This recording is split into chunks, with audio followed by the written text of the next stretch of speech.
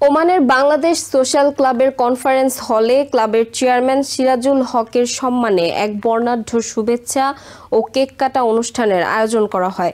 অনুষ্ঠানে ক্লাবের বিভিন্ন উইংসের নেতৃবৃন্দ ও কার্যনির্বাহী সদস্যরা উপস্থিত থেকে ফুল দিয়ে চেয়ারম্যানকে শুভেচ্ছা জানান এবং আনন্দঘন পরিবেশে কেক কেটে অনুষ্ঠানটি উদযাপন করেন।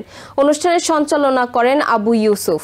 এতে প্রধান অতিথি ছিলেন গালফ এক্সচেঞ্জের প্রধান নির্বাহী কর্মকর্তা জনাব ইফতেখার উল হাসান চৌধুরী।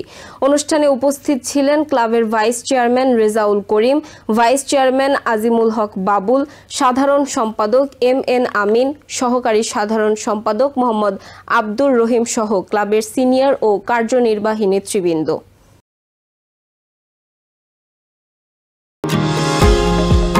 নিউ ইয়র্ক থেকে সম্প্রচারিত TVN 24 টেলিভিশন বিশ্বজুড়ে বাঙালির কণ্ঠস্বর।